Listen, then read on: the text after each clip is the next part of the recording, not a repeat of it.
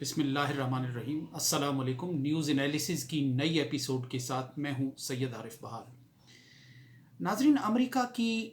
Intelligence نے ایوان نمائندگان میں ایک رپورٹ پیش کی ہے جس میں بہت سی باتوں کے علاوہ اس بات کا خصوصیت کے ساتھ ذکر ہے کہ جنوبی ایشیا میں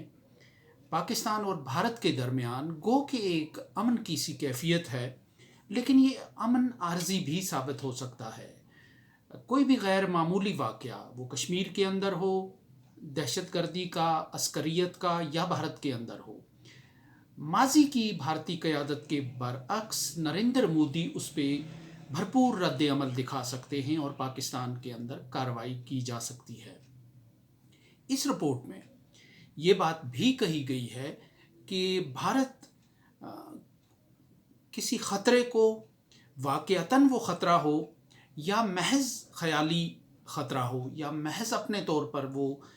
یہ سمجھتا ہو کہ پاکستان سے اس پہ کوئی حملہ ہوا ہے، دہشت گردی کا یا کوئی عسکری کارروائی ہوئی ہے، ہر دو صورتوں میں بھارت اس کا بھرپور جواب دے گا، اور جس کے نتیجے میں پھر ظاہر ہے کہ ایک جنگ چھڑنے کا امکان ہے۔ یہاں چونکہ ایک تو حقیقی خطرہ ہے، اس کی بات کی گئی ہے، پھر جو خیالی خطرے کی بات کی گئی ہے وہ خطرہ ہے کہ جیسے امریکہ نے کیمیائی ہتھیاروں کا بہانہ بنا کر عراق پر چڑھائی کی تھی، یا فالس فلیگ آپریشن کی جو بات پاکستان کی طرف سے مسلسل کی جا رہی ہے کہ ایک ایسا جعلی قسم کا آپریشن کہ جسے پھر یا ایسی کارروائی کہ جسے پھر ریئیکشن کے لیے یا ایکشن کے لیے جواز اور بنیاد بنایا جائے، یہاں یہ گنجائش موجود ہے۔ اس رپورٹ کا دوسرا حصہ جو ہے وہ چین اور بھارت کے درمیان بڑھتی ہوئی کشیدگی کے بارے میں ہے، اور اس کے بارے میں بھی کہا گیا ہے کہ یہ جو کشیدگی ہے یہ پھیلنے کی اور باقاعدہ جنگ میں ڈھلنے کی صلاحیت رکھتی ہے۔ یہ رپورٹ بہت اہم ہے اور اس کی ٹائمنگ اہم ہے۔ اس رپورٹ کی ٹائمنگ یہ ہے کہ اس وقت پاکستان اور چین یوکرین کے مسئلے کے بعد ایک مغرب کے ساتھ اور امریکہ کے ساتھ ایک کشیدگی کی سی کیفیت میں چلے گئے ہیں۔ اس کا اقرار کیا جائے فریقین کی طرف سے یا نہ کیا جائے، کسی مصلحت سے کام لیا جائے، لیکن بہرحال دونوں فریقین کے جو تعلقات ہیں وہ بہت نچلی سطح پر، تاریخ کی نچلی سطح پر پہنچ چکے ہیں۔ ایک طرف تو یہ خطرہ بالکل واضح نظر آ رہا ہے، اور اس رپورٹ میں یہ کہا گیا ہے کہ اس خطے کی اور اس ریجن کی جو صورتحال ہے وہ کچھ اچھی نہیں ہے۔ اور اس سے پہلے جو کوارڈ کی میٹنگ ہوئی تھی، یعنی آسٹریلیا، جاپان، امریکہ اور بھارت کی کچھ دن پہلے، اس میں جاپان کے وزیر اعظم نے اور دیگر جو مقررین تھے انہوں نے یہ کہا تھا کہ ہم انڈو پیسیفک میں یوکرین والی صورتحال پیدا نہیں ہونے دیں گے، اور یہاں کسی کو طاقت کے ذریعے معاملات کو اور حالات کو بدلنے کی اجازت نہیں دی جائے گی۔ یہ سیدھے سباؤ چینی صدر کے لیے یہ پیغام تھا، نام لیے بغیر، کہ وہ اس ریجن میں بھارت کے مقابلے میں اور تائیوان کے مقابلے میں وہ پیوٹن بننے کی کوشش نہ کریں۔ ایک طرف تو امریکہ کی یہ اہم رپورٹ ہے، دوسری طرف خود بھارت کے اندر کچھ آوازیں اٹھنا شروع ہوئی ہیں، اور ان میں ایک معتبر آواز دی فورس میگزین کے ایڈیٹر اور معروف دفاعی تجزیہ نگار پروین ساہنی کی ہے، جو ان کا ایک ویلاگ ہے، اور وہ اکثر اس خطے کی کشیدگی اور چین بھارت کشیدگی اور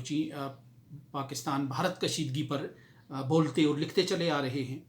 ان کے ویلاگ کا جو عنوان ہے وہ یوکرین ایکسپوزز انریلائبلٹی آف کوارڈ، یعنی یوکرین کی جو جنگ ہے اس نے اعتبار کھو دیا ہے کوارڈ کا، یعنی کوارڈ کی جو اس کے غیر بے اعتبار ہونے اور غیر معتبر ہونے کی جو حقیقت ہے وہ بیان کی ہے اس ریجن میں۔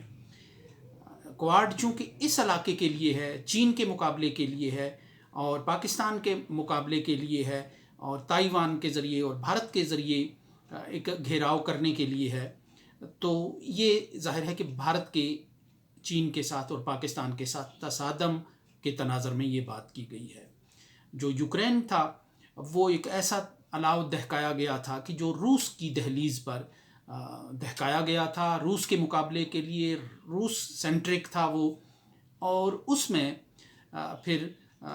وہاں روس کا مقابلہ کرنا مقصود تھا۔ بالکل اسی طرح یہاں بھارت کو تیار کیا جا رہا ہے اور اسے کوارڈ کی تھپکی دی جا رہی ہے۔ یوکرین میں نیٹو کی تھپکی تھی، نیٹو کے ذریعے اس کو یقین دہانیاں اور وعدے وعید کرائے گئے تھے۔ تو اس تناظر میں پروین ساہنی نے اپنے اس ولاگ میں جہاں بہت سی باتیں کی ہیں، وہاں اس کا نچوڑ اور خلاصہ یہ بنتا ہے کہ بھارت کو اب ریلائے نہیں کرنا چاہیے کوارڈ کے وعدوں پر، کوارڈ کے نعروں پر، کوارڈ کی تجدید محبت اور عہد و پیما پر یقین نہیں کرنا چاہیے، کیونکہ یوکرین میں نیٹو نے اور امریکہ نے پہلے بانس پہ چڑھایا یوکرین کو، جو ایک سابق سوویت یونین کی ایک ریاست تھی، اور ایک معاہدہ ہوا تھا کہ اسے یورپی یونین میں نمائندگی نہیں دی جائے گی، لیکن 1998 میں بل کلنٹن کے دور میں اس معاہدے کی خلاف ورزی کرتے ہوئے 3 ممالک کو، ان میں سے جو روس سے الگ ہونے والے تھے، انہیں نیٹو میں شامل کیا گیا، اور اب اس کا اگلا ہدف جو ہے وہ یوکرین تھا۔ یوکرین میں اپنے توسیع پسندانہ اور اپنے اسٹریٹجک مقاصد کو آگے بڑھانے کے لیے اس ملک کو استعمال کیا گیا۔ یہاں رجیم چینج کے تجربات کیے جاتے رہے، یہاں تک کہ آخری جو تجربہ ہے وہ زیلنسکی کی صورت میں کیا گیا، لیکن اس سے یہ ہوا کہ روس اپنے تحفظ کے نام پہ، اپنے بچاؤ کے نام پہ، اور مغرب کو اپنی سرحدوں سے دور رکھنے کے نام پہ وہ ایک الگ سے ایک اسٹریٹجی تشکیل دیتا رہا۔ نتیجہ اس کشمکش کا وہ نکلا کہ جو روس کی حتمی یلغار کی صورت میں برآمد ہوا، اور اب اس کی سزا یوکرین کے عوام بھگت رہے ہیں۔ بالکل اسی طرح بھارت کی سخت گیر قیادت نریندر مودی کو ایک بانس پہ چڑھایا گیا، ان کے غبارے میں ہوا بھر دی گئی، انہیں چین کے مقابلے میں، پاکستان کے مقابلے میں ہلا شیری دے کر تیار کیا گیا، اور بوقت ضرورت نیٹو کی طرح مدد کو آنے کے لیے کوارڈ کے نام سے ایک اخلاقی سہارا بھی میسر کر دیا گیا، کھڑا کر دیا گیا، کہ اگر بھارت کو حقیقی طور پر کوئی تھریٹ ہوئی اس کے دفاع کے لحاظ سے، تو کوارڈ اس کا مقابلہ کرے گا اور بھارت کی مدد کو آئے گا۔ لیکن یہ فلسفی اپنا بھرم، اپنا اعتبار یوکرین میں کھو چکی ہے، جہاں دنیا کا سب سے بڑا فوجی اتحاد یوکرین کو حالات کے رحم و کرم پر چھوڑ چکا ہے۔ زیلنسکی کی چیخ و پکار کے باوجود کوئی عملی مدد نہیں کی جا رہی، حتیٰ کہ نو فلائی زون کا جو فیصلہ کیا تھا زیلنسکی نے، اس کو بھی یورپ کے ملکوں نے تسلیم نہیں کیا، اور جو پابندیاں لگائی گئیں روس پہ امریکہ کی طرف سے، انہیں بھی بعض یورپی ممالک تسلیم نہیں کر رہے، کیونکہ مفادات کا ایک کھیل ہو کر رہ گئی ہے ساری صورتحال۔ ایسے میں بھارت کے لیے کوارڈ کے نام سے کہ جب وہ چین کے ساتھ اپنا پنجہ آزمائی کر رہا ہوگا اور پاکستان بھی ساتھ ایک کھلاڑی کے طور پہ اس کھیل میں شامل ہو گیا ہوگا، تو ایسے میں کوارڈ کے نام سے کوئی مدد آنے کی امید نہیں رکھنی چاہیے، اور بھارت کو نہ صرف یہ کہ پاکستان کے ساتھ امن قائم کرنا چاہیے، کیونکہ پاکستان نے اپنی جو نیشنل جو سیکیورٹی پالیسی جاری کی ہے، اس میں کشمیر سینٹرک ہے، وہ کشمیر کے حل کے لیے ہے، اور کہا گیا ہے کہ کشمیر کے حل کے بغیر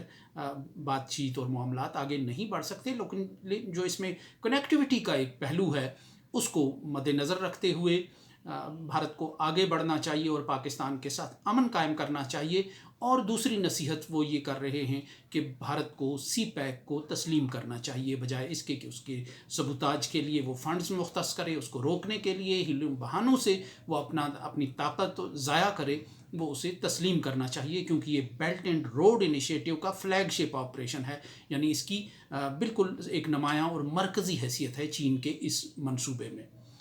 اس کے ساتھ ساتھ وہ کشمیر میں کوئی بہت زیادہ کوئی حل کی بات تو نہیں کر رہے، لیکن بہرحال وہ یہ کہہ رہے ہیں، وہ ڈی ملٹرائز کرنے کی بات کر رہے ہیں ان 2 علاقوں کو جنہیں روس نے پہلے ڈی ملٹرائز کرتے ہوئے تسلیم کیا، اور یوکرینی فوج سے تحفظ اور بچاؤ کے نام پر یہ انہیں تحفظ دیا اور وہاں اپنی کارروائی کی۔ یہ بڑی ایک دلچسپ صورتحال ہوتی جا رہی ہے کہ جس میں ایک مغرب ایک طرف بھارت کو آج سے نہیں بہت پہلے سے تھپکی دیتا چلا آ رہا ہے، بالکل اسی انداز سے جیسے دہائیوں سے یوکرین کی قیادت کو، یوکرین کے لوگوں کو، وہاں کی لیڈرشپ کو چین کے روس کے مقابل کھڑا کیا جاتا تھا اور بوقت ضرورت ان کی مدد کے وعدے وعید کیے جاتے تھے اور رفتہ رفتہ وہاں اپنے مفادات کو توسیع دی جاتی تھی۔ اسی طرح چین کے مقابلے میں تائیوان کو استعمال کیا جا رہا ہے اور بھارت کو استعمال کیا جا رہا ہے، اور بھارت کی قیادت کو ہوا بھری جا رہی ہے۔ یہ جو انٹیلیجنس رپورٹ ہے اس میں بھی ماضی کے برعکس بھارت کی موجودہ قیادت کہہ کر، یعنی وہ مختلف ہے ماضی کی ان تمام قیادتوں سے کہ جو تھوڑا نرم رویہ اختیار کرتی تھی پاکستان کے بارے میں، تو یہاں بھی ایک گلوریفائی کرنے کی کوشش کی گئی ہے نریندر مودی کے کردار کو، تقریباً اسی انداز سے جیسے زیلنسکی کے کردار کو غیر ضروری طور پر ابھار کر اور بھروسہ کر کے یہ روس کا مقابلہ کرانے کی کوشش کی گئی اور ممالک کو شہباز کے سامنے کھڑا کرنے کی ایک کوشش اپنے تئیں کی گئی۔ یہاں بھی تقریباً اسی طرح نریندر مودی کو جنوبی ایشیا کا زیلنسکی بنانے کی، یہ بات